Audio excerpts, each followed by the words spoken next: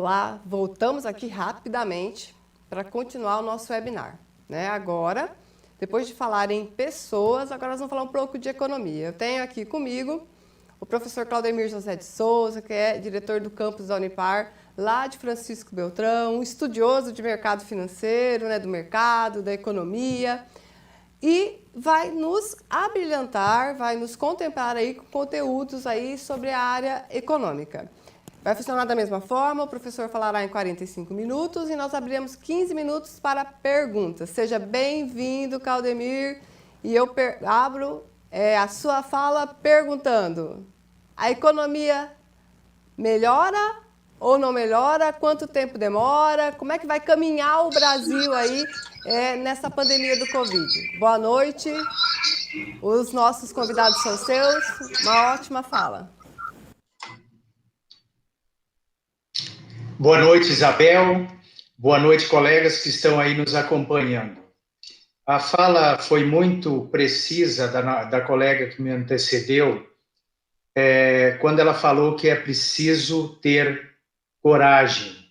E o momento realmente requer muita coragem, tanto das pessoas quanto, principalmente, dos gestores à frente das organizações. Tanto as pequenas instituições, pequenas empresas, como as empresas de médio porte e grande porte. E também é um período de muitos desafios para os governantes. Por que é um grande desafio para os governantes? Porque é um momento ímpar para a nossa sociedade, um momento ímpar para o mundo, porque nunca tivemos uma crise que nos assolou e fez um estrago tão rápido, e no mundo inteiro de uma vez só. Então, quando a gente analisa o que está acontecendo, o que a gente percebe? A gente percebe um mundo difícil, com desafios imensos de todos os lados. Então, o empresariado, neste momento, ele precisa avaliar os riscos, sempre estar avaliando os riscos, para daí sim, uma vez avaliados os riscos, pontuar e se planejar para o que ele vai fazer. Então, nós vamos conversar um pouquinho sobre a economia e o mercado, falando do Brasil e o mundo pós-pandemia. Então, este é o grande momento para a gente estar discutindo isso. Porque, como toda crise, ela vai passar. E a gente precisa, sim, entender como está acontecendo, por que está acontecendo dessa forma, e o que eu vou fazer para me manter e me preparar para uma retomada que virá. Eu não tenho dúvida nenhuma que virá uma grande retomada o mais breve possível, é isso que a gente espera. É um momento que assolou o mundo inteiro. Então, quando a gente pega, por exemplo, o que está acontecendo com os demais países, a gente observa, e isso fica muito claro, que os outros países também estão passando por uma imensa dificuldade. O primeiro país que entrou na crise foi a China. Então, começou lá em novembro, dezembro, janeiro. Só que olha que interessante. Teve início pela China, ela conseguiu controlar a pandemia e a expectativa de queda no crescimento econômico dela é bem abaixo dos demais países, como vocês podem muito bem ver. E a OCDE divulgou na semana passada justamente a previsão de crescimento dos países. Então, a China tem lá, numa primeira onda de coronavírus, uma expectativa de queda de 2,6% neste ano. O Brasil, 6,9%. Os Estados Unidos na faixa de 3%, de 7%. A Alemanha também 7%. A Rússia já está lá na casa dos 8%. a Argentina, que a gente depende muito que a Argentina vá bem, para a gente ir bem também, porque é o país que mais compra produto industrializado do Brasil, principalmente do setor de autopeças. Então, precisamos sim que a Argentina vá bem, porque dependemos desse comércio com a Argentina. Então, veículos, autopeças, entre outros produtos industrializados que a Argentina compra de nós. A zona do euro, França, Itália, Alemanha, enfim, Portugal, a expectativa é que lá haja uma queda de 9,3%. E o Reino Unido, 11,5%. E o mundo inteiro, olha, esse é o grande problema, a expectativa é de uma queda de 6%. E a OCDE, justamente por divulgar esse medo e uma expectativa, sim, porque começou a surgir novos surtos da pandemia na China, olha, Pequim está fechado, fecharam Pequim, fecharam o comércio para controlar um novo surto do coronavírus, do Covid-19 lá na China. E os Estados Unidos também, depois de ter a dita curva se estabilizado, voltou a ter casos de contaminação. Então, é um cenário que a gente precisa estar preparado para ele. Não tem jeito. Por isso que a OCDE alertou o mundo inteiro. Isso justamente chacoalhou na quinta-feira, embora aqui no Brasil os mercados estavam fechados, mas a Bolsa no mundo inteiro teve uma queda significativa. Estados Unidos, a Europa como um todo teve queda, a Ásia em queda. Então, olha, quando a gente observa esse gráfico, ele mostra o quê? Nesse vermelho mais claro é o que eu acabei de citar no quadro anterior. É da primeira onda. Se vir uma segunda onda, que é esse vermelho mais forte, a China vai para 3,7% e nós, gente, olha o problema para nós nem conseguimos achatar a curva. E se vir uma segunda pandemia, nós vamos ter aí uma queda de 9,1% no PIB. A zona do euro vai passar dos 10%. Estados Unidos vai para 8,5%. E o mundo, se voltar à pandemia, 7,6%. Então não tem jeito.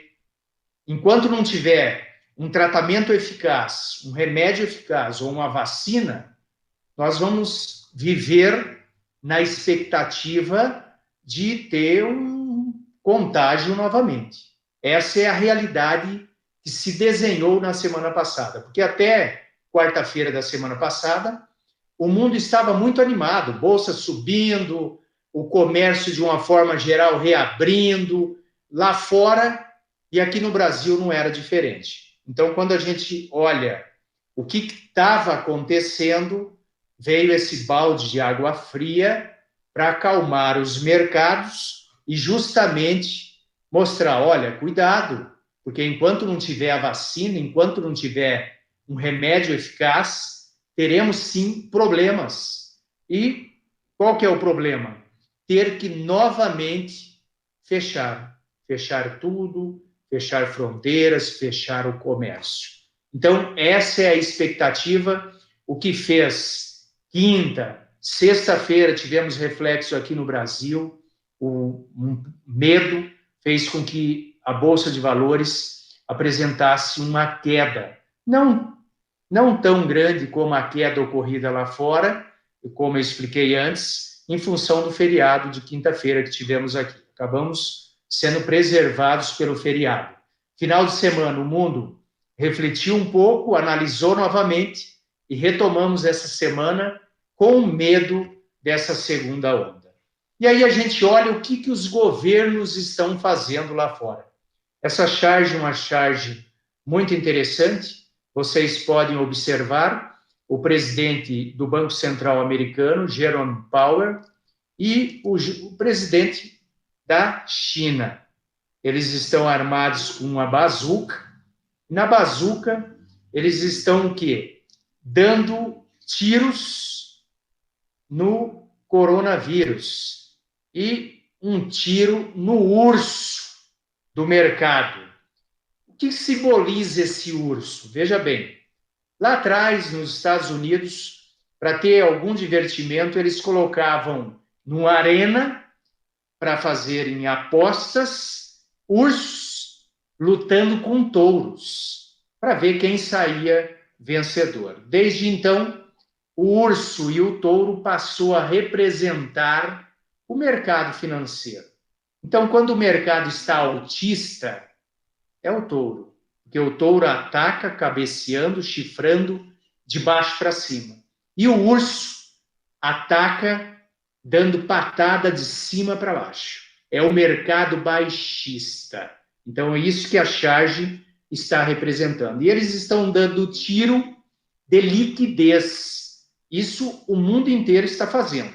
Então, Estados Unidos, mais de 2 trilhões de dólares. Hoje, inclusive, teve uma reunião entre os líderes de 27 economias da União Europeia. E nessa reunião estão discutindo justamente uma injeção, um pacote de 750 bilhões de euros para retomada da economia na zona do euro. Na Alemanha, na França, na Itália, na Espanha, enfim, Portugal, estão fazendo a sua parte. Aqui no Brasil não é diferente. O governo está adotando as medidas necessárias e está colocando liquidez no mercado. Como colocando liquidez no mercado? Ele está, de uma forma ou de outra, colocando dinheiro na mão da população para a população manter o consumo. Se um consumo de subsistência, do básico, como é o caso do Corona Voucher, como é o caso desse auxílio emergencial de R$600, e olha quantos brasileiros que estão precisando ainda desse auxílio. Então, é uma medida que todo mundo está adotando. No momento de dificuldade, eu preciso colocar liquidez, eu preciso agir rapidamente para não deixar com que o urso prevaleça e continue achatando o mercado para baixo. E aí a gente olha o que aconteceu no início desse ano para ocorrer essa crise tão rápida como foi essa crise. Então, veja bem, como está sendo essa crise. Foi em termos de derrubar os mercados do mundo inteiro. Então, olha que interessante a matéria. Temor por surto de coronavírus leva a Bovespa, que é a Bolsa de Valores de São Paulo, que negocia lá títulos privados, ações das empresas de capital aberto, ela experimentou a maior queda em 10 meses. O Brasil estava vindo de uma recuperação, estávamos lá lutando e começamos o ano muito animados, porque passou a reforma da Previdência, tudo estava caminhando para ser um ano perfeito para o Brasil. E olha só, dia 27 de janeiro, a Bolsa deu a primeira queda, o mercado se assustou e caiu a ficha que estava o Brasil prestes a receber a contaminação pelo coronavírus, pelo Covid-19. E houve uma tempestade perfeita, como a gente chama, uma tempestade perfeita. Em paralelo com a crise provocada pelo vírus, que continuamos sem vacina e sem um tratamento adequado, nós tivemos também um segundo problema, que foi justamente o embate entre dois países produtores de petróleo, a Arábia Saudita, de um lado, e do outro lado, a Rússia, que eu sempre brinco, falo que o Vladimir Putin parece, quem é da minha época lembra daqueles dos desenhos que tinham o Pink e o Floyd, os dois ratinhos que queriam dominar o mundo. Assim é o Vladimir Putin, ele quer dominar o mundo de qualquer jeito. E ele entrou no embate com a Arábia Saudita, em relação à produção de petróleo. Porque uma vez que o vírus estava se esparramando rapidamente e o mundo estava se fechando, automaticamente houve a redução do consumo de petróleo. E para manter o petróleo nos patamares de preços atuais, havia a necessidade da OPEP se organizar para reduzir a produção em todos os países produtores e que fazem parte da OPEP, para ter menos oferta de petróleo e, tendo menos oferta, se adequar com a demanda para manter o preço do petróleo, pelo menos, com uma certa estabilidade. Com a encrenca entre os dois, dizendo que não iam reduzir a produção, a Arábia Saudita olhou para a Rússia e falou, então tá bom, eu vou produzir mais, vou vender mais, porque é muito barato para mim tirar petróleo daqui. Imagina, se você tropeçar, cair no chão, bater o nariz na areia, já sai petróleo, de tão barato que é tirar o petróleo na Arábia Saudita. O que aconteceu? Uma queda imensa na cotação do petróleo. Petróleo que começou o ano na faixa de $70 o barril, chegou a cair para $16 o barril. Então, veja bem, uma crise provocada por um vírus, somado a uma crise que fez esse grande choque no petróleo. E aí o tempo foi passando, no mês de março, os analistas ficam sem chão com a bolsa. Não sabemos qual é o fundo do poço.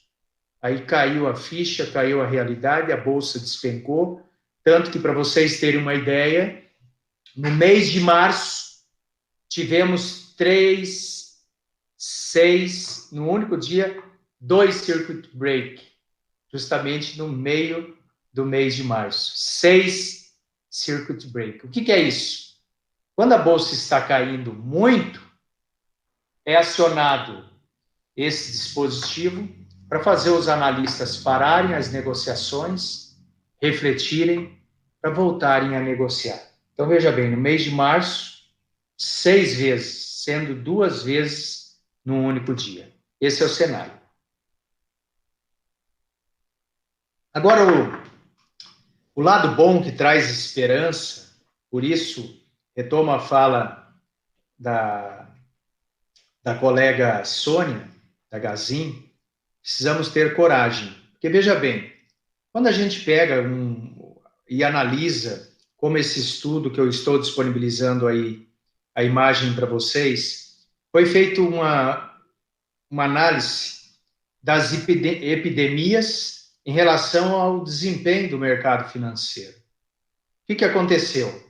Então, observem que todas as crises que tivemos, olha, se vocês pegarem o SARS, o Ebola, o MERS, a Zika, sempre tivemos uma queda na bolsa e uma recuperação, até que de certa forma rápida na sequência. Então isso traz esperança realmente que está se comprovando pela recuperação que tivemos na Bolsa de Valores. Então olha só, todo mundo animado no começo do ano, faceiro, o melhor investimento que tinha para se fazer a Bolsa de Valores, aplicar, porque renda fixa não estava dando nada, poupança muito menos, as pessoas se empolgaram, foram para a Bolsa de Valores, não tomaram o cuidado devido e mesmo os analistas foram pegos no contrapé, porque essa crise foi muito rápida. Uma crise que em 16 dias, olha só, 2 semanas fez esse estrago. A Bolsa, que estava otimista lá em cima, ó, no dia 23 de janeiro, a 119 mil pontos, caiu para 61 mil pontos. Houve uma queda de 48%.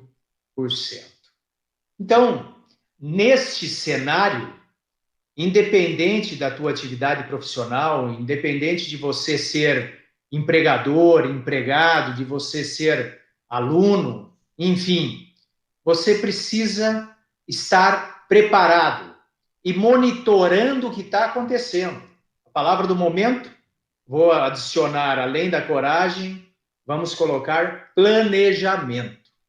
Então, olha o cenário que toda semana o Banco Central faz uma pesquisa no mercado e manda essa pesquisa para 100 analistas, gerentes de empresa, gerentes financeiros, profissionais de investimento, profissionais dos bancos, para responderem quais são as expectativas em relação ao que está acontecendo. Então, veja bem, os principais itens estão justamente aí na tela de vocês. Qual a expectativa em relação a esse ano, em relação a 2021, 22 e 23? O primeiro dos indicadores que chama muita atenção é o fato de estarmos caminhando para fechar o ano com a inflação mais baixa desde a criação do real. Desde a criação do Plano Real, é a menor inflação. E mais do que isso, estamos correndo o risco de termos deflação. Se inflação é aumento dos preços, deflação é a redução dos preços. E por que uma deflação? Veja bem, se não tem consumo, não tem demanda pelos produtos. Não tendo demanda, os preços caem. Então, quando a gente olha o IPCA, que é o indicador-chave que o governo monitora, o Banco Central monitora o mercado, acompanhando o índice de preço do consumidor amplo, que é a taxa da inflação. A expectativa que foi soltada nessa segunda-feira, da pesquisa realizada na semana passada, é deste ano a gente fechar com uma inflação de 1,6%. Veja bem, a meta para este ano é 4%. E nós estamos abaixo, olha só, abaixo da metade da meta da inflação. Por isso, a necessidade do governo, por exemplo, liberar o FGTS, PIS, PASEP, ajudar todos esses brasileiros que tiveram perda de renda com esses R$600, essas medidas de preservação do emprego, para tentar ajudar numa ponta as empresas para evitar demissões, para conseguir manter as famílias consumindo, porque gerando consumo, você tem que produzir, produzindo, gera emprego e gera renda. E o nosso crescimento, infelizmente, esse ano não é crescimento, é uma queda, está indo em linha com a própria expectativa da OCDE, uma queda de 6,5%.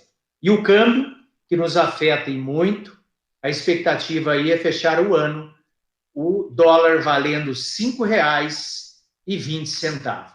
E a taxa básica de juros, se por um lado estamos lá com a inflação abaixo da metade da meta, olha só que interessante. Tivemos a reunião do Comitê de Política Monetária esta semana, e na quarta-feira foi anunciada a nova taxa de juros. 3 já era baixo, caiu para 2,25%. Também é a menor taxa básica de juros. E o que é a Selic? Veja bem, é a taxa que o governo remunera quem compra títulos da dívida do governo. Então, o governo é como nós, na nossa casa. Você verifica quanto que você ganha por mês, quanto que a tua esposa ganha. Essa é a renda de vocês. Desconto que gasta. Aí você vai ver se no final do mês você chega com dinheiro para fazer algum investimento ou faltando dinheiro. No caso do Brasil, infelizmente, desde 2014, a conta todo ano fecha no vermelho. E este ano, em função da crise, a expectativa é fecharmos com um rombo superior a 500 bilhões de reais. Daí como que o governo fecha isso? Tem que vender títulos de dívida. Agora tem uma preocupação por aí. Como eu falei, todas as crises, a gente olha no mercado financeiro, se recupera rapidamente. Com aqueles juros de 2,25% ao mês, acaba não atraindo o investidor, porque tem muito dinheiro guardado nos bancos. As pessoas têm muito dinheiro guardado. Ah, mas não são tantas pessoas assim. mas tem um volume expressivo de dinheiro guardado. Pessoas vivendo de renda, das suas aplicações. Então, o que acontece? Derruba a taxa básica de juros, essas pessoas vão procurar algum investimento melhor, porque na poupança não está rendendo nada. Agora, títulos públicos também está lá embaixo, 2,25% ao ano. Eu tenho que buscar uma aplicação que renda mais. Aí que está o grande problema. A Bolsa se recuperou muito rapidamente. Ela retornou aos patamares, já está se aproximando de 100 mil pontos. Veio um alerta aí, saiu essa matéria do Michel Kremer. Mercado está em clima de festa, mas esta recessão pode ser pior que a de 2008, 2009. Então, muito cuidado. Se você tem dinheiro investido, muito cuidado com os seus investimentos. Ao mesmo tempo, o Ibovespa volta aos 100 mil pontos. Tem fundamento um negócio desse? Então, a gente percebe o seguinte, que a Bolsa está descolada do mundo real. Então, a gente olha a Bolsa de Valores se recuperando e ela está muito otimista, porque os juros lá atrás estão muito baixos. Não só aqui no Brasil, como no mundo inteiro. Então, essa questão dos juros e essa liquidez que os governos estão colocando no mercado financeiro, a gente consegue observar através dessa lâmina, onde a gente vê país por país, qual que é a taxa básica de juro deles, descontando a inflação. Então, observe o seguinte, na média, a taxa, o juro nominal é 2,40 e os juros reais negativo, porque você desconta a inflação. Então, a Argentina está pagando 38% ao ano, o México 6%, a Rússia 5,5%, a Índia 4,8%, a China 4,35%, o Brasil estava pagando 3%, agora diminuiu para 2,25%. E os Estados Unidos está pagando de 0% a 0,25%. Na zona do euro, 0%. No Japão, 0%. Não paga nada, não remunera, simplesmente não remunera nada. Então, os investidores acabam buscando investimentos melhores. Bem, diante desse cenário, algo que chama muita atenção e traz para nós como que cada setor foi afetado aqui no Brasil e também explica por que o Nordeste, o Sudeste, o Sul tiveram diferentes impactos, aliás, tiveram não, estão tendo diferentes impactos em função da pandemia. Então, veja bem, a gente pega a Cielo, uma informação muito interessante, é as despesas com cartão de débito e crédito. Então, veja bem, olha a situação do setor de turismo e transporte. Isso de uma forma geral. A gente pega os ônibus de linha andando praticamente vazio. A gente pega, vamos trazer aqui para a nossa realidade, os alunos que se deslocam para as universidades. Não estão se deslocando, as aulas estão remotas. Olha o impacto que teve neste setor. Qual a expectativa de retorno? Olha, a expectativa é de longo prazo. Não vamos usar o longo prazo da contabilidade, porque estamos vivendo dia por dia. Então, tem setor que a expectativa é se recuperar já o mês que vem. Tem setor no decorrer do ano. Tem setor que é para o ano que vem. Então, a área de turismo e transporte, a evolução vai ser devagar e demorada. O segundo setor, o vestuário, que atingiu em cheia a nossa região, por exemplo, de Cianorte, aqui a região de Francisco Beltrão, com muitas demissões. Por quê? O jovem não indo para a escola, a criança e o jovem, não gasta roupa. Não tendo balada, não tendo festa, o trabalhador não indo trabalhar, não indo transitar para lá e para cá, não compra roupa. Não comprando, não gira. Não girando, Desemprego. É um problema sério. Então, vem crescendo de forma moderadamente, vem se recuperando aos pouquinhos. Qual a expectativa? 6 meses. Bares e restaurantes, olha a queda, quase 71%. E, infelizmente, mais de 20% dos bares e restaurantes encerrarão, se já não encerraram a sua atividade, porque não tem como. E para voltar, tem que voltar com planejamento, porque você não pode voltar no vermelho.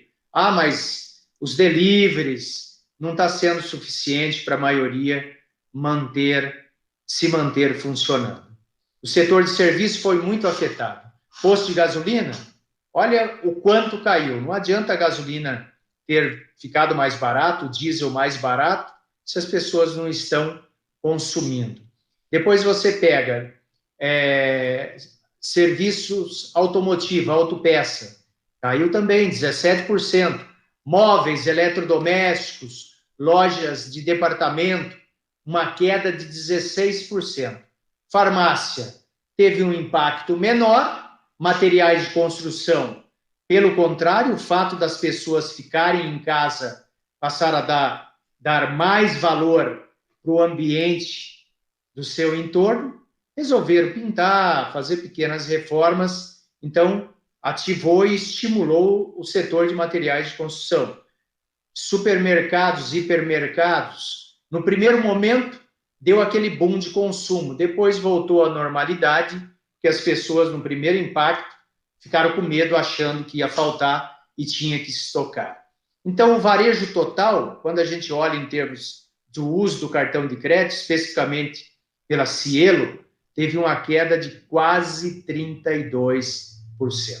Então, a gente pega o varejo, vamos abrir só o varejo, e olha só, já vinha capengando desde o ano passado. Uma dificuldade danada, é como eu falei, estamos vindo de uma recuperação do governo Dilma para o governo Temer, uma recuperação à esperança de uma melhoria com o governo Bolsonaro. Começamos o ano se recuperando de uma queda lá em dezembro de 0,8%, tivemos uma pequena melhora, 0,6%, 0,5%, despencamos em março, quase 14%, foi a queda no varejo no mês de março, e no mês de abril, quase 18%. Abrindo setor a setor, a gente vê novamente os setores que tiveram mais e menos impacto. Então, quando a gente olha lá o vestuário, quase 76%, veículos, 58%, porque boa parte das vendas é através de financiamento, e quem é que vai financiar uma incerteza dessa pela frente? Depois, móveis e eletrodomésticos, 36%, farmácia, uma queda de 9,7%, e supermercados, quando a gente compara abril de 2020 para abril de 2019, tivemos aí um pequeno aumento no volume de vendas. Quando a gente pega serviço, então, gente, o setor de serviço foi muito impactado. Já vinha com dificuldades, se recuperou um pouco em janeiro, fevereiro começou a cair, porque pegou o início da crise do coronavírus, em março despencou, em abril, com as cidades fechadas, foi no fundo do poço. Então, veja bem, a dúvida que assola todos os economistas em relação ao Covid-19 é como será depois da pandemia. Como será? Então, eu preciso sempre ter os pés no presente e os olhos no futuro.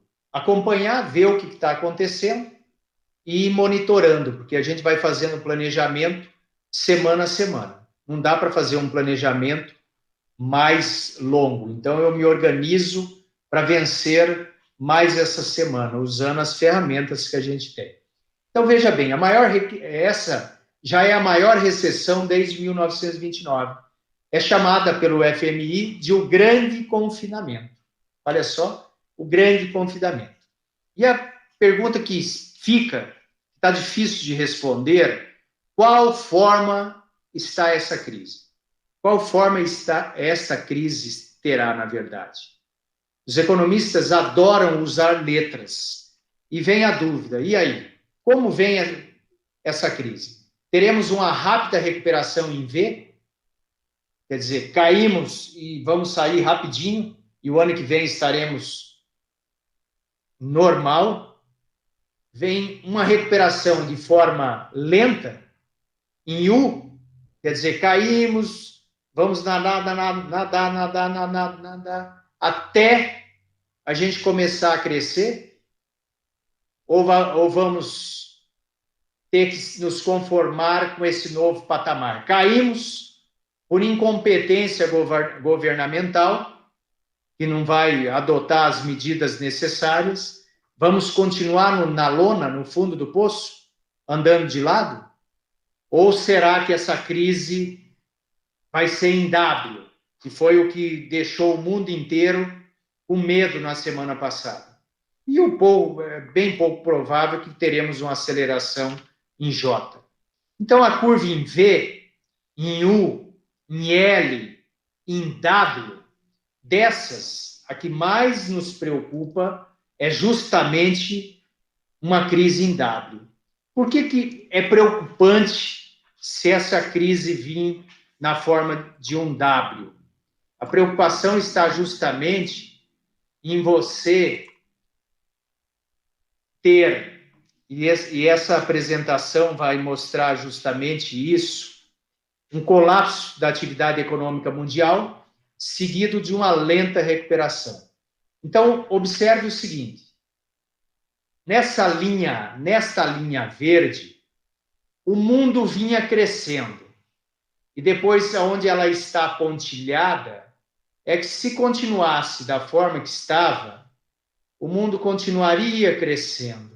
Mas veio a crise do coronavírus, somado a esse problema do petróleo, que não estavam chegando num acordo, ainda bem que chegaram. Descemos muito rápido, em 16 dias o mercado desabou e o mundo desabou, e chegamos no fundo do poço. O Brasil ainda não atingiu o platô, mas o mundo, os demais países, chegaram ao fundo do poço. Começamos a nos recuperar. Então, observe o ponteiro do mouse na recuperação. Se continuássemos, passaríamos 2020, 2021, 2022, mas o nosso crescimento continuaria muito abaixo do que estávamos crescendo antes da crise. Mas a preocupação está deixando o mundo com o pé atrás, justamente a gente viver de uma recuperação e uma queda novamente. Recupera, cai novamente. Por que é um problema isso? Porque daí vamos estar 2 patamares abaixo do crescimento que vínhamos tendo antes da pandemia. Então, é um cenário realmente preocupante, não é à toa que o mercado observou isso e colocou um pé atrás e está fazendo todos os estudos necessários, e os governos colocando mais estímulos ainda, porque já vínhamos com uma certa dificuldade, e aí, sem estímulo na economia, não tem jeito de gerar emprego e gerar renda. Só que as crises são passageiras e trazem oportunidades. Veja bem, explosão de atividades remotas, o e-commerce, teletrabalho, EAD, educação à distância, telemedicina, entretenimento à distância, fortalecimento da saúde. Então, todos os países estão vendo que tem que ter investimento pesado na saúde. Os governos, e não é diferente aqui no Brasil, vai ter que arrumar dinheiro. Como? Privatizando, fazendo concessões, porque parte do capital que a gente precisa para a retomada, nós vamos precisar investir em infraestrutura. Então, uma parte a gente espera que venha fora do país, vai ter que vir porque não tem outra forma. E a outra do mercado financeiro, das economias que tem aqui dentro. E uma terceira parte, investimento das próprias empresas. Cada setor vai se recuperar de uma forma diferente. Eu tenho que estar me planejando para esta recuperação. Então, a gente pega também a oportunidade. Mercado imobiliário, área comercial. As empresas de escritórios, lojas, estão percebendo que não vão precisar mais dos espaços amplos. Lojas menores, devido ao e-commerce, devido ao trabalho remoto. Então, o que vai acontecer? Redução da área comercial, queda nos aluguéis, queda na construção desse tipo de imóvel. Quando a gente pega o mercado imobiliário residencial, a venda de imóveis de médio e alto padrão vai pressionar para a queda nos preços. E os imóveis residencial para locação, tradicional instrumento de reserva de valor, as pessoas vão investir. Então, cada setor, vocês terão que avaliar que setor que vocês estão para planejar como vocês vão se recuperar. Em primeiro lugar, se manter, para depois se recuperar. Vão ter que projetar as estruturas de custo e de caixa. Então, com 30%, 60%, 70%, 100% do faturamento que você tinha antes da pandemia. E cada setor terá uma recuperação totalmente diferente. Então, essa crise trouxe também muito aprendizado e continua trazendo, e uma união de esforços para, em primeiro lugar, preservar vidas, para, na sequência, a gente preservar empregos e renda. Então, é um momento de coragem mesmo para os empreendedores, para os empresários, para o comércio de uma forma geral, de esperança que toda a crise passa e essa não vai ser diferente, vai passar também. Então, vamos continuar acompanhando. Hoje, por exemplo, a Bolsa de Valores fechou aos 96 mil pontos, então estamos próximos aos 100 mil pontos, e o dólar fechou no patamar de R$ 5,31.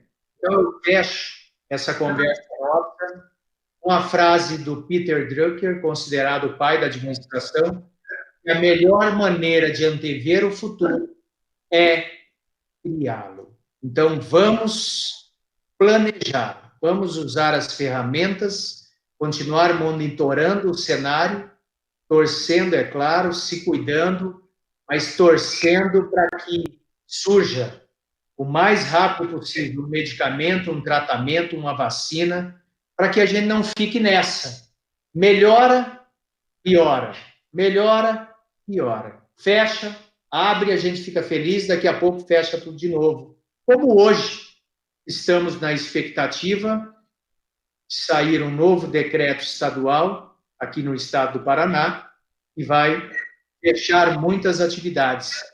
E a prefeitura, especificamente aqui de Francisco Beltrão, também está com um decreto pronto para fechar, infelizmente, muitas atividades que estavam abertas. Infelizmente, mas necessário para conter a pandemia. Então, a melhor maneira de antever o futuro é criá-lo. Como? Se planejando, se organizando. Então, o planejamento e o uso das ferramentas para manter o meu empreendimento gerando emprego e gerando renda.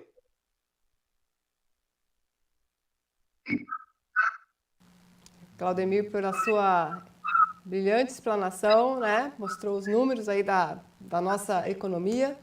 E nós temos aqui algumas perguntas para você, tá? Eu vou fazer duas perguntas na sequência, né? O Ranulfo Piau Júnior pergunta: você acha que vai ter desabastecimento de produtos? O Lucas Barbosa pergunta: já está no tempo de implantar escolas nas escolas de educação financeira para que tenha uma nova geração? Então, essas duas perguntas para você. Veja bem, o grande questionamento cai numa das dificuldades que a gente tem, que é a educação. Tanto que é muito frustrante a gente, novamente, ficar sem o ministro da Educação.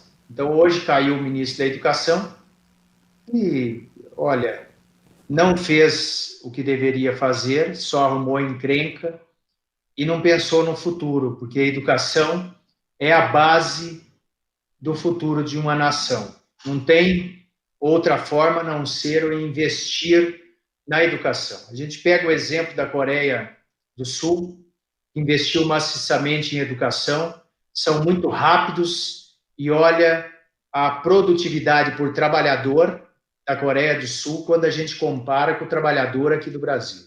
Mas é o quê? Investimento maciço em educação.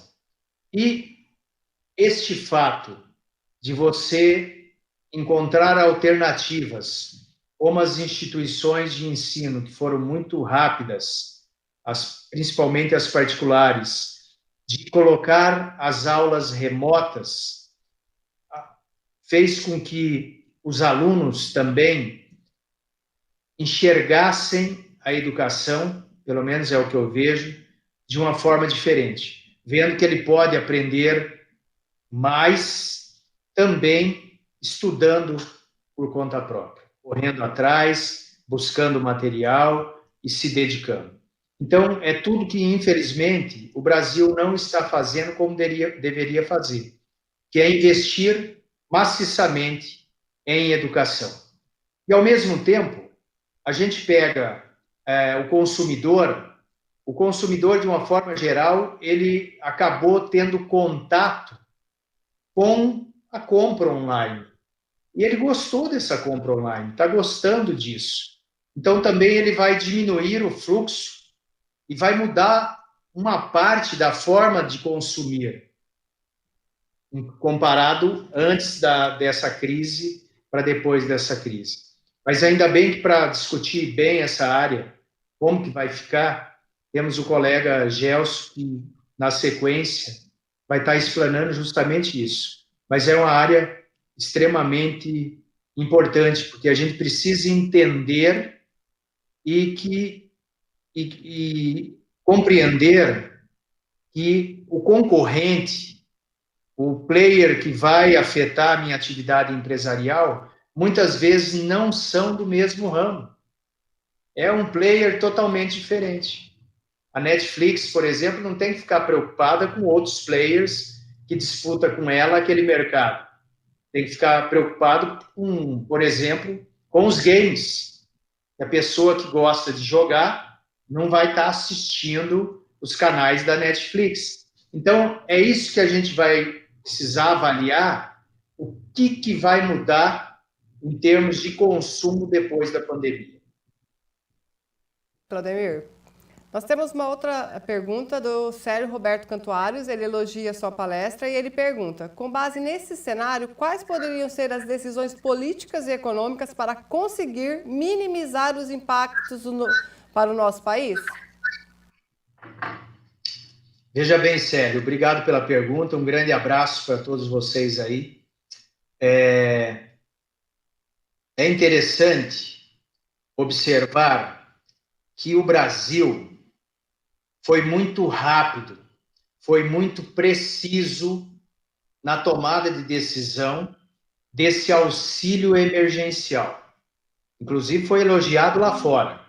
E a Caixa Econômica Federal está de parabéns, porque apesar de uma ou outra reclamação, ela conseguiu muito rapidamente cadastrar e colocar o dinheiro na mão dessa quantidade de trabalhadores que perderam renda, mantendo a esperança e mantendo, pelo menos, a condição dessas pessoas terem o suprimento básico. Mas o que o governo precisa fazer de agora em diante?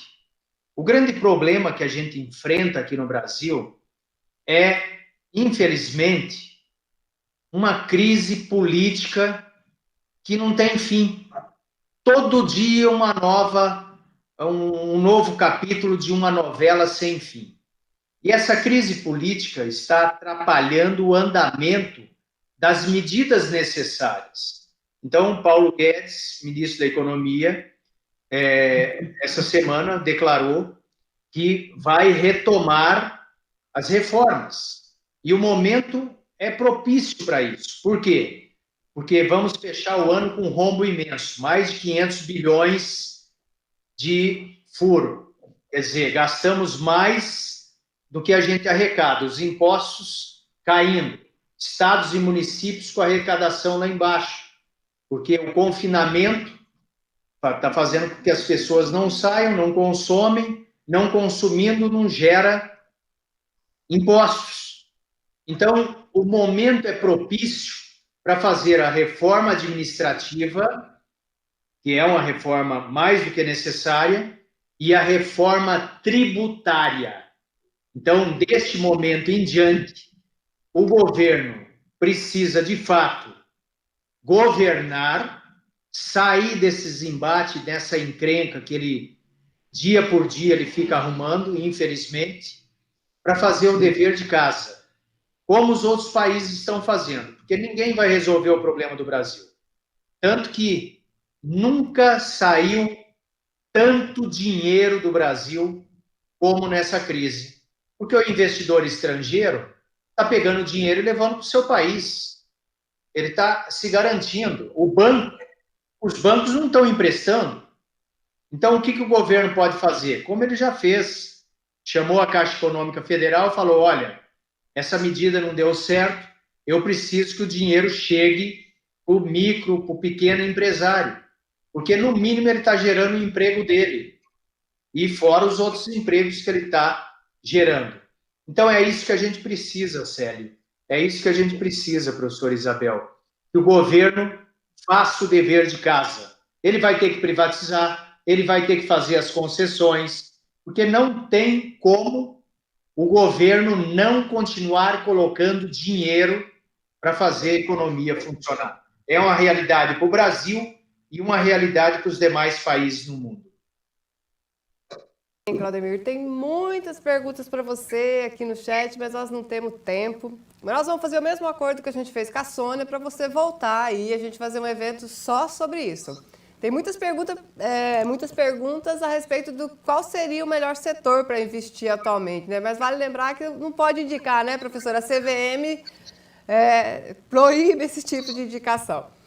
Gostaria de agradecer imensamente a sua fala, foi muito profícua, eu acredito que ajudou muito quem nos assiste e peço que você se despeça aqui do nosso público, tá? E que a gente possa estar em outros momentos fazendo outras lives dessas, tá? Uma ótima final de semana, uma ótima semana, Claudemir, foi um prazer revê-lo, mesmo que seja por vídeo, tá? Eu que agradeço, um grande abraço a todos e aproveito para convidá-los para continuarem assistindo. Na sequência, vamos ter aí meu grande colega, meu grande parceiro de trabalho, professor Gelson, considero uma sumidade na área de marketing, tiro muita dúvida, hein, na área de marketing com ele. E na sequência, o professor Comunello, professor aqui de Francisco Beltrão também, professor da nossa educação à distância, vai trabalhar a questão do como fazer, como trabalhar melhor, como se organizar.